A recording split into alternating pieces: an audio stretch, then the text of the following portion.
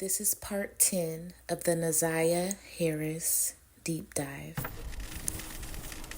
Be sure to like, comment, and subscribe for more videos like this, and a special welcome to all my new subscribers. Thank you.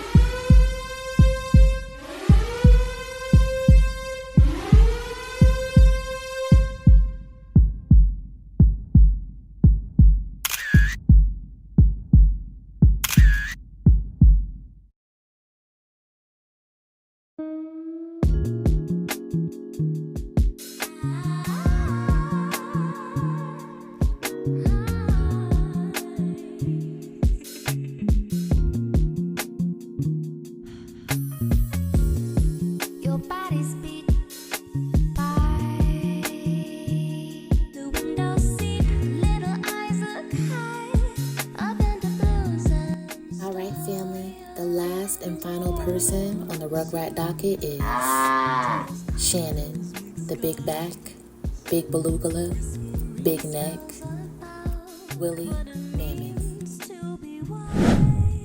Sit back and relax. You are now watching OMIEVERSE TV.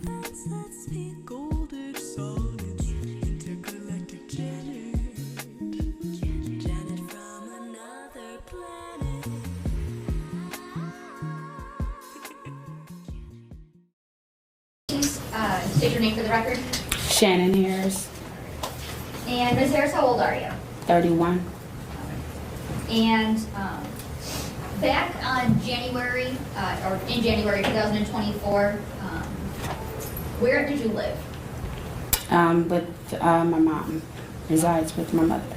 With your mother? Okay, who's your mom? Annette Harris. And without telling me the exact address, what street did you live on? Bedford. And do you have any children? Yes. How many kids do you have? 5. And do all your kids have the same dad? Yes. Who's their dad? Jarvis Butts. And do you see Jarvis Butts in the courtroom today? Yes. And can you point to him and tell me the color of the clothing that he's wearing? Green, blue, whatever. Green. Green. Your Honor, would the record of witnesses identify the defendant in this case? So reflected. Thank you, Judge. And you said your mom's name is Annette. Do you have any sisters? Yes, 2. What are their names? Kenyatta Harris and Marquita Harris. Are they older, younger, or something else? Oh, they're, Marquita is a twin. She's my twin, same age. Okay. And Kenyatta's older? Yes. Okay. Do you have any nieces or nephews? Yes. Do you know someone named Naziah Harris? Yes. What's your relationship to her? My relationship to her, she is my niece, I'm her aunt. Okay. And whose daughter is she? My older sister is Kenyatta Harris. Okay. And did you have any nicknames for Naziah? Yes. We all called her Tuda. And is that T-U-D-A? Yes. And did Naziah ever know Jarvis through you? Yes. Okay. And when did Naziah and Jarvis first meet? He was a little, like age 2. And can you kind of describe the relationship between Naziah and Jarvis? Should be just the uncle and the niece relationship, no more than that. How often would Jarvis be around, like at your house with you? He will call or say, can he come see the kids, or the kids will ask, can he see their dad? And he will come, pull up either to my house where I used to live or at my mother's house. Would Naziah ever be around? All the kids will be around. To your knowledge, would Naziah ever text Jarvis? From my knowledge, no, unless I will have her to text. Okay, family, so this is where the vortex of lies begin. We already know that Shannon was aware of Naziah texting Jarvis. I also want to bring to you some text messages that I found a while ago while viewing a live stream in regards to this situation. These text messages that have surfaced the internet is supposedly from Naziah's favorite cousin. Some of it is hard to read because I simply took a screenshot, but let's go ahead and go through it. Correction, family, what we will do is go through this screen recording that I took. It's been so long that I forgot I took a screen recording. So let's listen to Ratchet Gang read off these text messages. Shout out to Ratchet Gang. The OMIEVERSE. Let me go home. Shannon's supposed to be coming to get me. He's mad at me. I contacted Shannon and I said, I thought you said Naziah was missing. She said you was coming to get her. And she hung up in my face. Another red flag. So I contacted Naziah's mom, and me and her both was so confused. What I do know is Jarvis also had another car shop. I don't believe that my cousin is dead, because why did she call me a week later after her disappearance? I believe that Shannon know where she at and hiding her.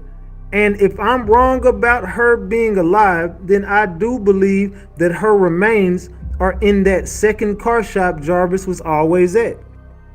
Yes, Shannon was aware of her pregnancy and her relationship with Jarvis.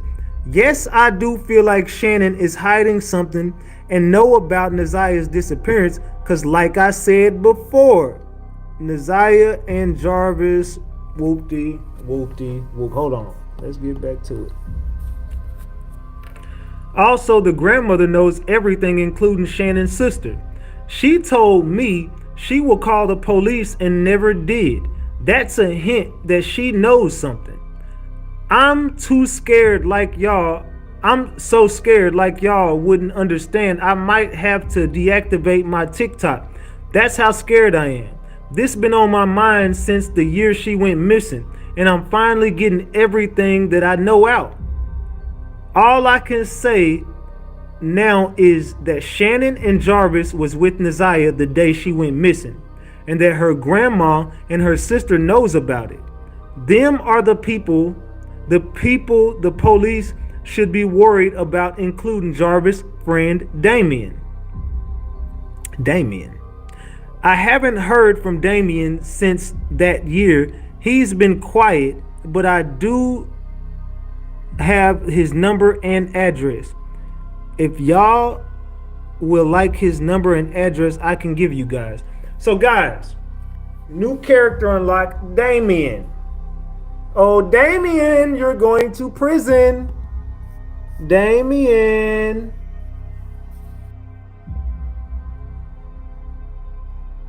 So, as you see, it's no secret that this bitch is a liar. It's no secret that she had first-hand doings, first-hand handlings of Naziah Harris. It sounds like to me she was the literal handler. She gave Naziah over to Jarvis. Now we have a lot to unpack here. So let's begin with number one. In this text message, Naziah's cousin states that Naziah said she could not leave. Jarvis was literally keeping Naziah wherever he had her at, let's say the hotel room. So Jarvis was holding this little girl against her will. Now, we ask ourselves, why? Well, we know from the previous episodes, 1, she's big and pregnant. 2, there was a supposed altercation that had happened earlier that day. So Naziah and Shannon were at odds. They were on the outs, which makes a lot of sense anyways to why she would go to Jarvis's shop. She didn't want to go back home. And in my mind, Jarvis is telling her, I'm going to help you. I got you, baby. I love you. All of that, which was also stated in the text messages between Naziah and Naziah's cousin.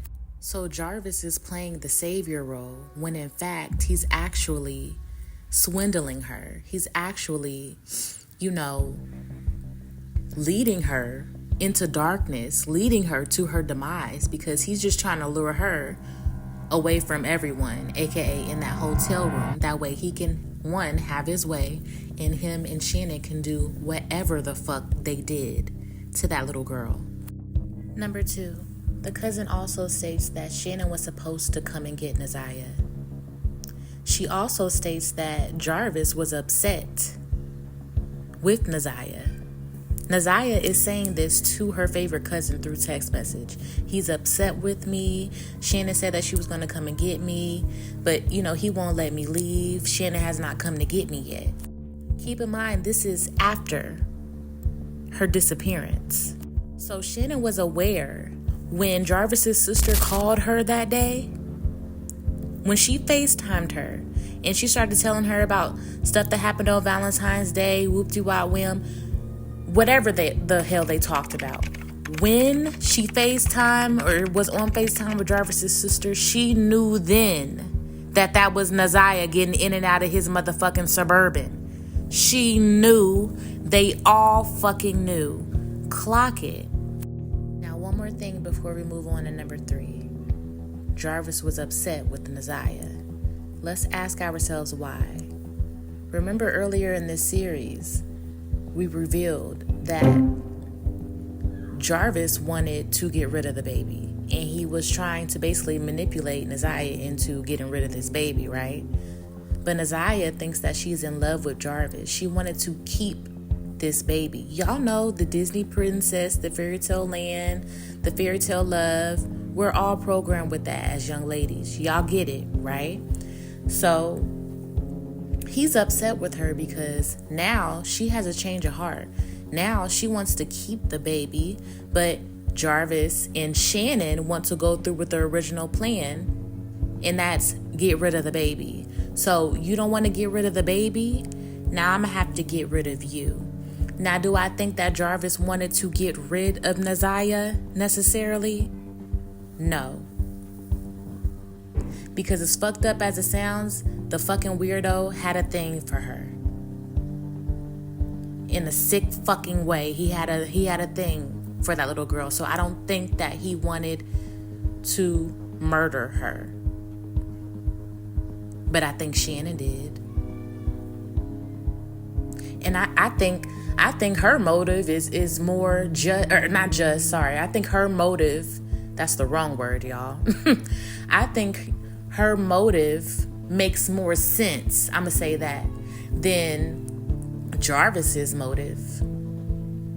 I mean, if he's in love with her, if he's obsessed with her, and this is his thing, why would he want to get rid of her? If this is his thing to be with young children, why would he want to, you know what I'm saying? But Shannon, this makes a lot of sense. You, quote unquote, stole my man, even though you fed her to your man. You literally fed her to the beast. And now you're pregnant. And now you think you in love and you want to keep the baby after we done already agreed we getting rid of this baby. So you trying to be cute. You trying to be grown. Number 3, Shannon knew about every single thing. She knew about the pregnancy. She knew about the relationship and the ucking that led up to the pregnancy. This woman knew about every single thing, y'all. Okay? And shit, quiet as kept. She's a victim herself. Quiet as kept. He groomed the fuck out of her. Quiet as kept. He groomed her to be a groomer, to be a handler.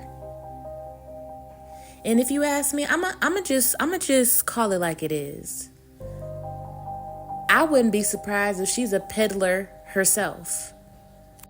Because nothing about this makes sense. Nothing about this screams protection over this little girl, over this sweet, precious baby girl. She hated her.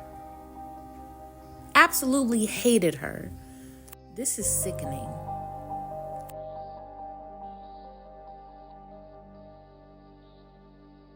Now, family, before we get back into the preliminary, I want y'all to watch this video, okay? This is Shannon and Marquita, okay? Their ex-boyfriend. Yes, Shannon and Marquita, meaning they were both sharing the same man. Just diabolical. I just want y'all to really understand the type of funky ass motherfuckers we are dealing with. The nasty of the nasty.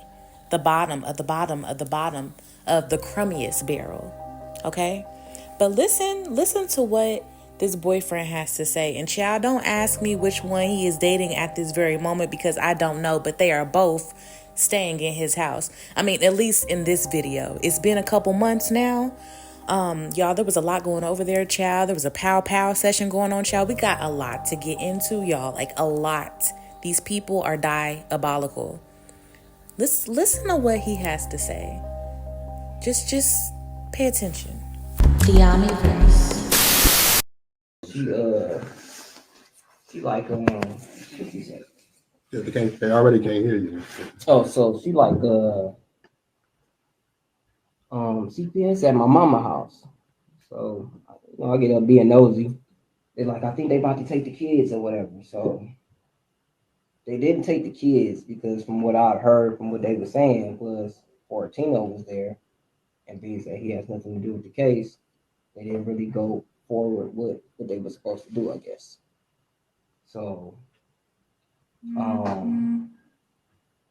after all that, we at the table. Her mama called Shannon. They on speakerphone, and she basically schooling her on like say this and say that. Use this address when CPS call you because they already let her know that we about to get in touch with Shannon probably the next day or whenever. So she got time to call her, tell her this and that, and it just even if it wasn't something sneaky, it looks sneaky. Mm-hmm. I don't know nobody that got to call somebody else to school them on shit, especially in that situation. If y'all doing shit the right way, whatever you said, it's the same thing Shannon gonna say. You shouldn't have to call her and be like, "Hey, say this." So it's like they basically covering something up. You know what I'm saying? Telling each other what to say to get away with some shit. Mm-hmm. Sound like they always whispering. I pretty much stay to myself because I ain't got shit to do with this shit, and I ain't trying to really be in it. But at the same time, like, so why are you in it? Because she live here with you. Said you want her out of your house. Here, and then I got a heart. I care about this situation. And y'all doing shit in my face that's making me feel like what people saying that don't even know y'all is right. So now I feel like I gotta say something because I'm starting to really feel like y'all did some shit. Y'all too secretive coming in this house. Y'all sneaking like say shit. If Shannon ain't here, that girl getting up early as hell in the morning. They talking on the phone. She ain't up here. I'm asleep. When I get up, conversation ends. It's like I'm really not hearing too much of this and that. It's too sneaky. And then it's other shit that I've literally heard that just don't really make sense. Like there's been moments where we already got to the point where Nazaire was gone. You didn't got a call. I want to say it was from the police officer brother. But got a call from him saying, we might need to get some money together for a funeral, memorial, whatever he's trying to get money together for. And that girl got the flipping on the phone talking about that. Nazaire ain't even dead. What the hell? What we need to do all that for? She ain't dead. But you saying it with like you confident. Like, how you know? We all at the point where she might be dead. Ain't no way. Heck, this girl just disappeared off the cameras this long. right. So it's just certain stuff that she ain't said. Then you got Marquita posting stuff on her Facebook that ain't true. More fishy shit. It's like, no, I'm not. Stuff on her Facebook that ain't true. More fishy shit. It's like, nah, I'm not fucking with that. Then your daughter told you before she told the father, you know, this man did this, and you, nah, that ain't your dad. You shouldn't have got in the car, shit like that. Then you don't even let your baby daddy know about the situation it takes for her to go to him and then tell him for all this shit to come out like that. And you knew first. That shit, that's terrible. Like, who want to be with somebody like that? Yeah, you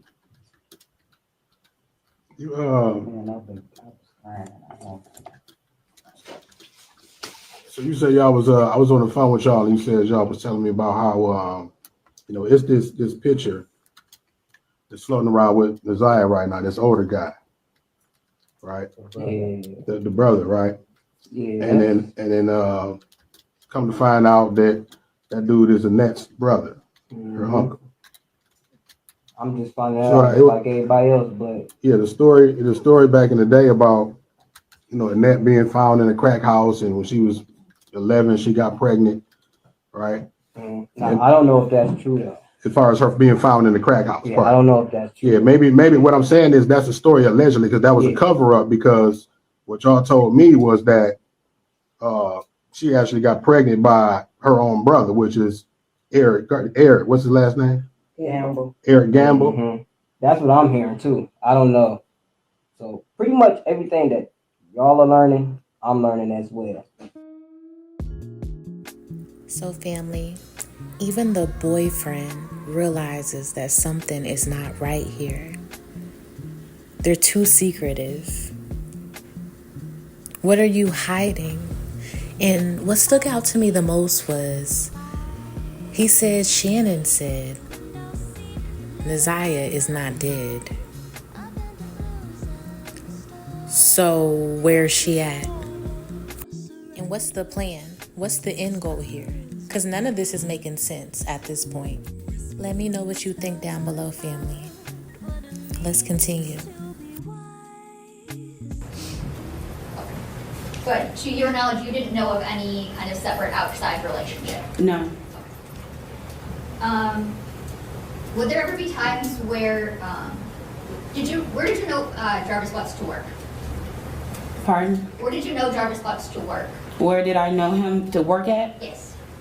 He worked at 2 different locations. The first location would be on East Warren, and the other location would be on Grashford and Connor. And what were those locations? Those are the auto repair shop. Okay. Would you ever know Naziah to help Jarvis Butts at his shop? Yes, he will call me and say, hey, if I can get our daughter and Naziah to come and work up at the shop. And so the judge gives her this look because she's like realizing like, oh, she's slow. That's basically what that look was about. And I would say, let me ask my mom first regarding Naziah. Okay. And which daughter of yours would that be? That would be my oldest, Janiyah. Okay. Would you ever know Naziah to go to Jarvis's shop alone? No. You're a bald-faced ass lie, Shannon, because you knew that Naziah was at the shop with Jarvis the day that she went, quote unquote, missing. Okay? Because you told her to go there. Clock it.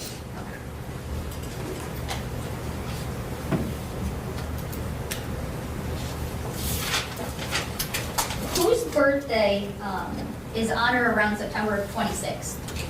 That's my my 4th oldest birthday. Okay. Do you recall a birthday party on September 26th of 2022? Yes. Okay. And was Jarvis there? No. Okay. And that would have been his son's birthday party? Yes.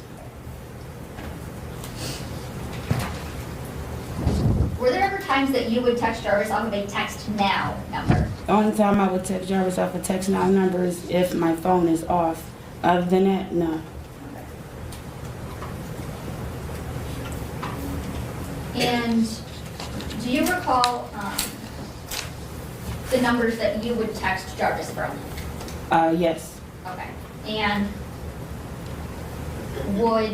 does a 586-510-5161 sound familiar? Yes. And what number is that? That used to be my old number.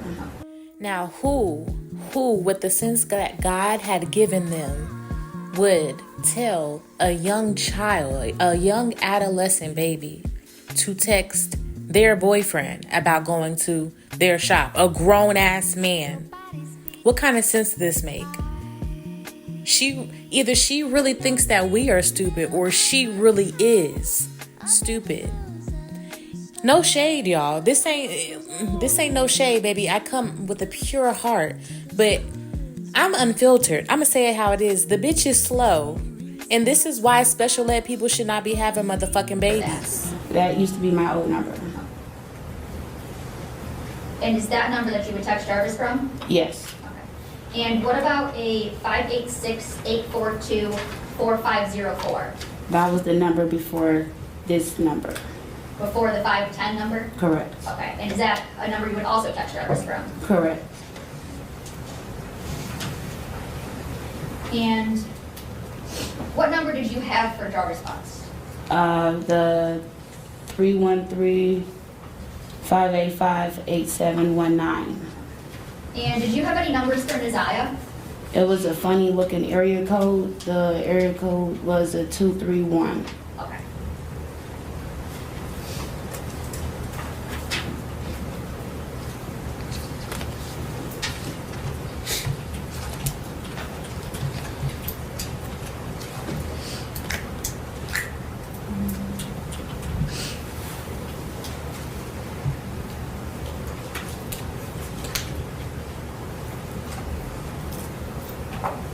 I want to show you some messages from People's Exhibit 16 and ask you some questions about them, okay? Okay. Brandon, may I approach? Yes.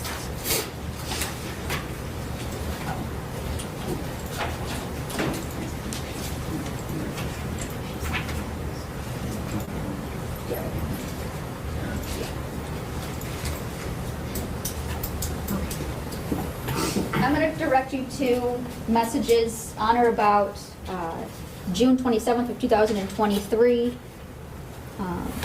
Do you recall those messages? Did you send any of those messages to Jarvis Bots? No. Okay. And do you know, I believe there's a phone number here that's highlighted. Whose phone number do you know that to be? Jarvis Butts. Okay, and you don't recall ever sending any of those messages? No. Okay. And now I want to direct you to messages from June 28th of 2023. How about any of these? Did you send any of these to Jarvis Bots? No.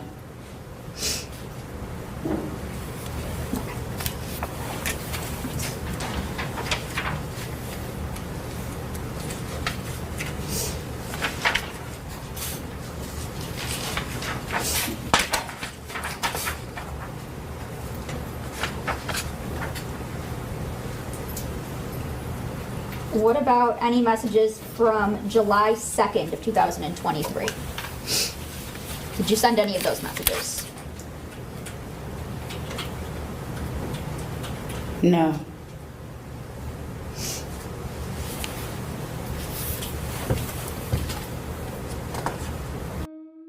Now, family, this is pure speculation, but I would not be surprised if those detectives have some incriminating messages against Shannon already. Like, I feel like she's hung up, she's done for already. But, you know, these folks are smart, you know, in the judicial system. They have, you know, a system. They have codes that they gotta, you know, go by, and, you know, they gotta watch this play out. They gotta have Shannon kind of, you know, she's already shitting and pissing in her boots. But, you know, in a way, have her guard down a bit. Like, make it feel like she's in the clear, where she doesn't have, you know, much against her, knowing damn well that bitch is going to the pokey. Mark my words. What about messages from August 26th, 2023? Did you send any of those to Jarvis Butts? I'm sorry, was there 26? August 26th.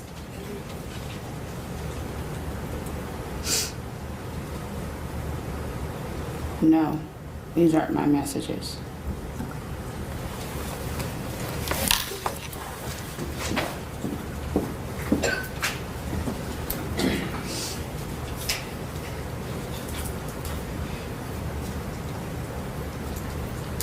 Did Jarvis Butts ever tell you that Neziah texted him to meet up on January 9th, 2024? No, Did you tell Jarvis Butts about not being able to locate Neziah on January 9th, 2024? yes. And tell me, how did you tell him that? I called him, he didn't answer. I sent him a message asking him, have he seen Tuda, any whereabouts? And I said no Tuda, and he responded back, oh wow. I didn't hear what you said, the last part. Last part, I had, I texted him. Well, at first I called him. He didn't answer. The second time, I sent him a message. Still no Tuda.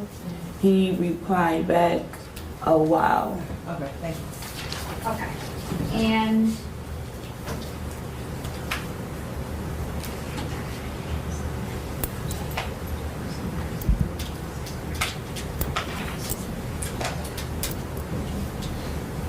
Your Honor, may I approach? Yes. And just for record references, I'm showing her what's going to be proposed, People's Exhibit 48. Ms. Harris, those text messages that you just referenced, do you see those on this page?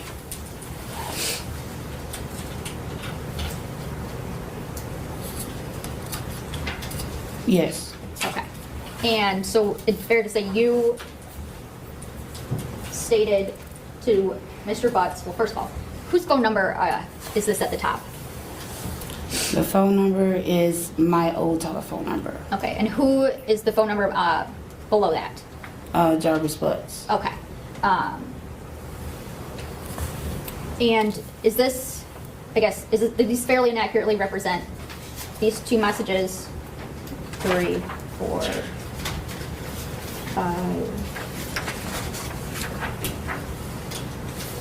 6 messages sent between you and Mr. Butts on January 9th, 2024 through January 11th, 2024.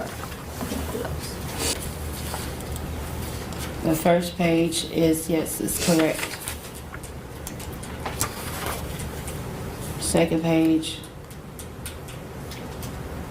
is correct.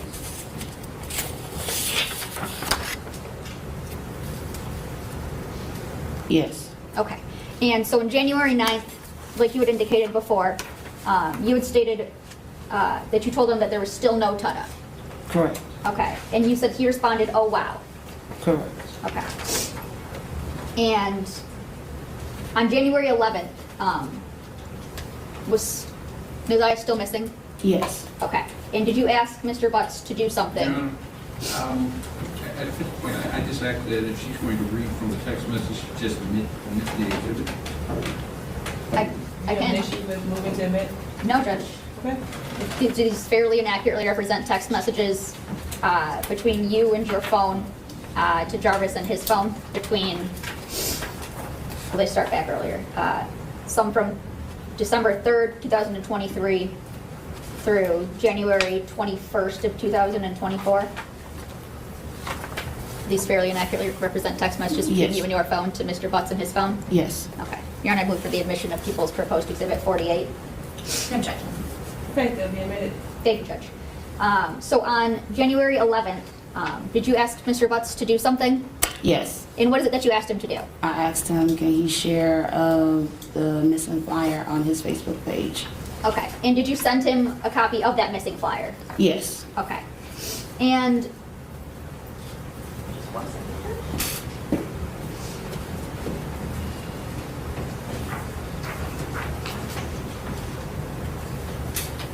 to backtrack just a little bit, on December 3rd, 2023, do you recall sending messages asking Mr. Butts if he needed Neziah for anything?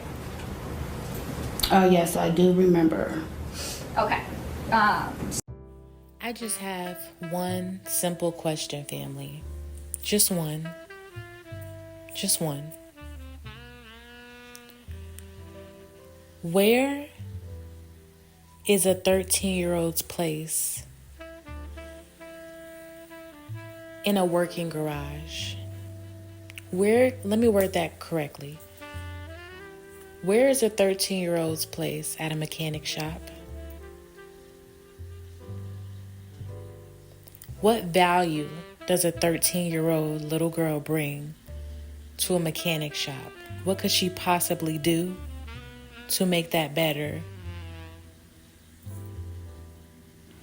She's already in danger being at the auto mechanic shop. What is a 13-year-old girl doing at a mechanic shop? More importantly, without her guardian, parent, mother, father, what is she doing there? If not to be next to her mother and father while they're getting their car fixed real quick. What is a 13-year-old girl going to be needed for at an auto repair shop? So do you remember this text on the first page of People's Exhibit 48? Yes, I do remember this message. Okay. And did you send that message? Yes. Okay. And what did the message say? Tada said, do you still need her too?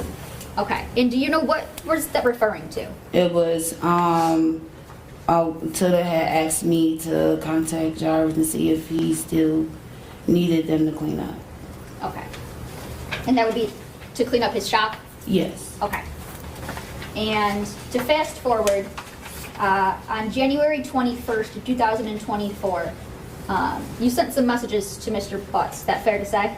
Yes. Okay. And can you read these last 3 messages? These last 3 messages is,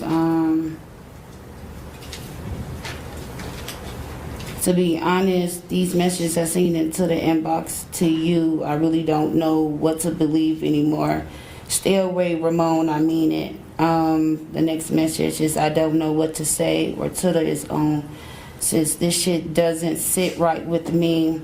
Call it what you want. I'm good, period. It says this for life. Nigga, I thought about it, and you can pass it. Okay, stop right there. What does that mean? You can pass it. I need my Detroit Rugrats to come through for me. Is this Detroit slang? What does that mean? You can pass it? Because automatically I'm thinking pass, like pass a test, pass it. But what are you talking about? Pass it. Like, you can pass it? Sound like a code for something or something? Because it just doesn't go in that sentence unless I'm oblivious and, just don't know that it's some slang. Please let me know down below what you got from that.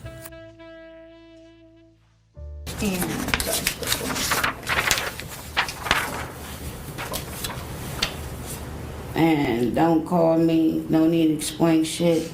I already see it. Okay. So you were referencing some messages that you saw in Tada's inbox. Correct.